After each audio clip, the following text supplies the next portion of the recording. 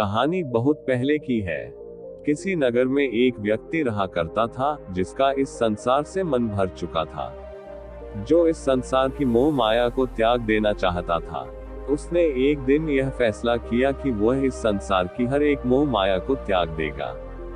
उसने अपना मन बना लिया था। उस व्यक्ति ने सन्यासियों का जीवन देखा था और उसने अब ये तय कर लिया था कि वह अब एक सन्यासी बनेगा।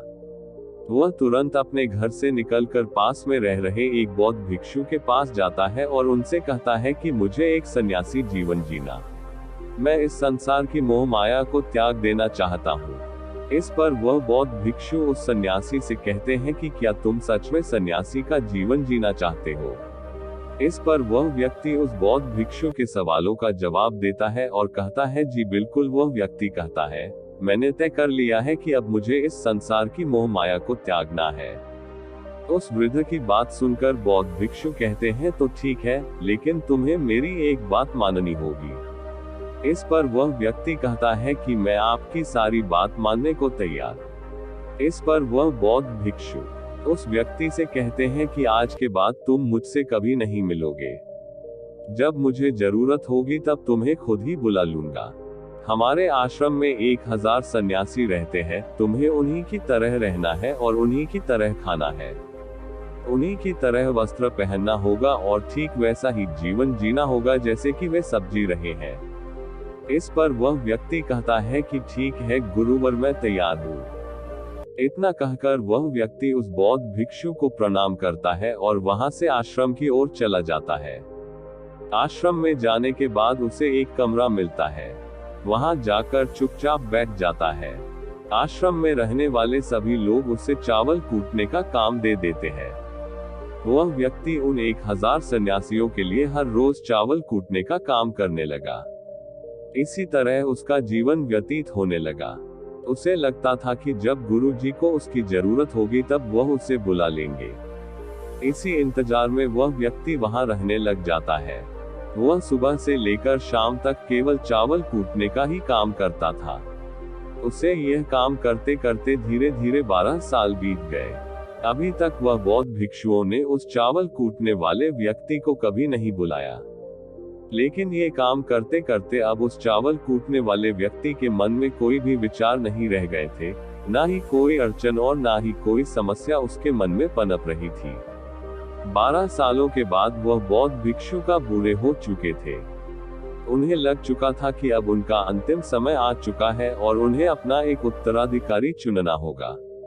इसीलिए उन्होंने पूरे आश्रम में घोषणा करवा दी कि जो कोई भी मेरा उत्तराधिकारी बनना चाहता है वह देर रात में मेरे कमरे के बाहर 4 पंक्तियां लिख कर जाएगा और उसे उन पंक्तियों में बताना होगा कि जीवन जीने का सही तरीका क्या है, इस जीवन को किस तरीके से जीना सही है। इस जीवन का सत्य लिखना होगा, लेकिन एक बात याद रखना, उसे खुद के अनुभव के द्वारा लिखना होगा। किताब में कही हुई बातों को नहीं लिखना होगा या कहीं से नकल मारकर नहीं लिखना है। जो भी ये बताने में सफल हो जाएगा वही मेरा उत्तराधिकारी होगा। आश्रम में जितने भी लोग रह रहे थे वह सब उस बौद्ध भिक्षु को बहुत मानते थे। कोई भी उन्हें धोखा नहीं देना चाहता था। सभी भिक्षुओं के मन में ये चाहत थी कि वह उनका उत्तराधिकारी बने, लेकिन कोई भी यह काम करना नहीं चाहता था। उन 1000 बौद्ध भिक्षुओं में से एक विद्वान भिक्षुक ने बहुत हिम्मत जुटाकर अंधेरी रात में दीवार के बाहर लिख दिया कि मन एक दर्पण की तरह है, उसमें धूल जम जाती है। उस धूल को साफ कर दो तो सत्य अनुभव में आ जाता है और सत्य मिल जाता है। ये 4 पंक्तियां उस शिष्य ने बड़ी हिम्मत जुटाकर अपने गुरुवार के कमरे के बाहर लिख दिया। अगली सुबह जब बौद्ध भिक्षु उठे और कमरे के बाहर लिखी 4 पट्टियों को पढ़ा और कहा कि किस मूर्ख ने लिखी है, मेरी दीवार को किसने खराब कर दिया है, उसे पकड़कर अभी मेरे पास लाओ। जब आश्रम में सभी लोगों ने पता किया तो पता लगा कि वह विद्वान शिष्य उन पंक्तियों को लिखने के बाद रात्रि में ही उस आश्रम को छोड़ दिया था, क्योंकि यह विचार उसके अपने नहीं थे और विद्वान शिष्य ने जाते जाते अपने कुछ मित्रों से कह दिया था, सुबह अगर गुरुवार को मेरी कुछ 4 पंक्तियां पसंद आई तो वह लोग मुझे बता देंगे, और अगर इन 4 पंक्तियों को पढ़ने के बाद गुरुवार गुस्सा हो जाए तो तुम सब मेरा पता उन्हें कभी भी मत बताना। आश्रम के सभी लोग चिंता में पड़ गए कि कितनी अच्छी पंक्तियां तो लिखी है उसमें, फिर भी गुरुवर नाराज क्यों हो गए। इतनी अच्छी बात तो लिखी थी उसने कि माने दर्पण की तरह है, अगर उसे साफ कर दिया जाए तो उसका प्रतिबिंब स्पष्ट दिखने लगता है। वे सब कहते हैं चलो देखते हैं कि गुरुवार को ऐसा उत्तराधिकारी कौन मिलेगा जो उनके सवालों का सही जवाब उस दीवार पर लिख सके। वह कौन होगा जिसके पास इससे भी विचार होंगे। कुछ लोग ये सब बातें उस चावल कूटने वाले व्यक्ति के कमरे कर रहे थे। वह चावल कूटने वाला व्यक्ति पूरी बातें सुन लेता है और जोर जोर से हंसने लग जाता है। लोग उससे पूछते हैं इसमें हंसने वाली बात क्या है, तुम्हें इसमें क्या गलत लगता है। वह चावल कूटने वाला व्यक्ति कहता है गुरुवर सही तो कह रहे हैं कि किस ना समझ नहीं है, सब लिखा है। इस पर वैसे लोग गुस्सा हो जाते हैं और उस चावल कूटने वाले से कहते हैं कि तुम्हें क्या पता, तुम तो 12 सालों से सिर्फ चावल कूटने का ही काम कर रहे हो, तुम्हें किस बात का ज्ञान है। ना तो तुम्हें शास्त्रों का ज्ञान है और ना ही गुरुदेव ने तुम्हें कभी ज्ञान दिया। अगर तुम्हें इतना ही ज्ञान है तो तुम ही क्यों नहीं अच्छे शब्द बता देते। सालों से मैंने लिखने का अभ्यास नहीं किया हूं तो लिखना मैं भूल गया हूं। मैं बातों को जरूर बता दूंगा लेकिन किसी को मेरी बातें लिखनी होगी, और यह भी याद रखना कि मुझे उत्तराधिकारी बनने का कोई भी शौक नहीं है। इस पर वैसे लोग कहते हैं तो ठीक है, क्या लिखना है बताओ। वह चावल कूटने वाला व्यक्ति कहता है तो लिखो जो मैं बता रहा हूँ। कैसा दर्पण, कैसी धूल, ना कोई दर्पण ना कोई धूल, जो इसे जान लेता है वह सत्य को प्राप्त हो जाता है। ये बात उस गुरुदेव के कानों में पड़ जाती है। आधी रात को वह गुरुदेव उस चावल कूटने वाले व्यक्ति के पास आते हैं और उससे कहते हैं कि तुम यहाँ से चले जाओ वरना यहाँ पर रहने वाले आश्रम के सभी 1000 लोग तुम्हें छोड़ेंगे नहीं। ये जो गालिल लो, तुम मेरा उत्तराधिकारी बनना चाहो या ना जाओ, इससे कोई फर्क नहीं पड़ता। तुम उत्तराधिकारी बनो या ना बनो, लेकिन जो शब्द तुमने कहे थे वही शब्द बिल्कुल सत्य है और जीवन के अनुभव को दर्शाते हैं, इसलिए मन ही मन में तुम्हें अपना उत्तराधिकारी मान लिया हूँ। और अगर यह बातें उन 1000 आश्रम वाले लोगों तक पहुँच जाएंगी तो वह सब तुमसे जलने लगेंगे और तुम्हें चोट पहुँचाएंगे। ये लोग बर्दाश्त नहीं कर पाएंगे। ये चावल कूटने वाले व्यक्ति उत्तराधिकारी कैसे बन सकता है? जिसे कभी ज्ञान नहीं, जिसने कभी शास्त्र पढ़ा ही नहीं, वह उत्तराधिकारी कैसे बन सकता है? वह भला कैसे सत्य को प्राप्त कर सकता है? और यहाँ पर शास्त्र जानने वाले सभी लोग सर पीटते रह जाएंगे।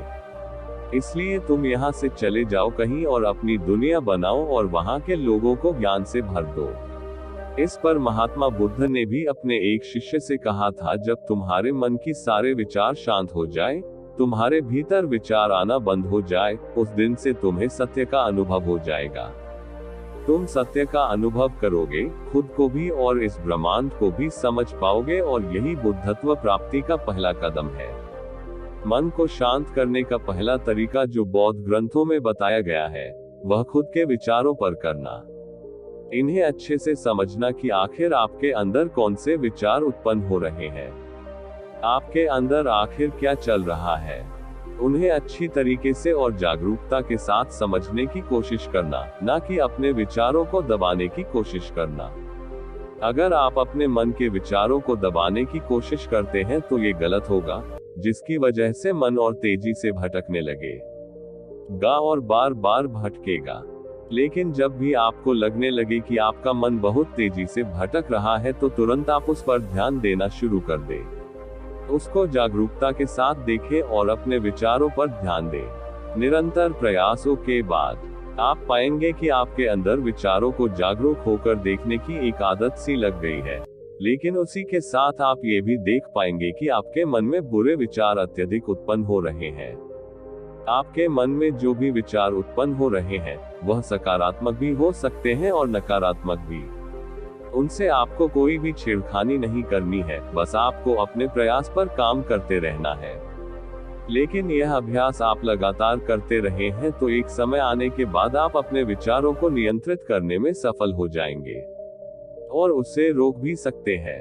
तब जाकर आपको असली शांति और सुकून की प्राप्ति हो जाएगी। तब आपको किसी भी प्रकार की चिंता नहीं सताएगी, क्योंकि आप खुद पर विजय प्राप्त कर लिए हैं।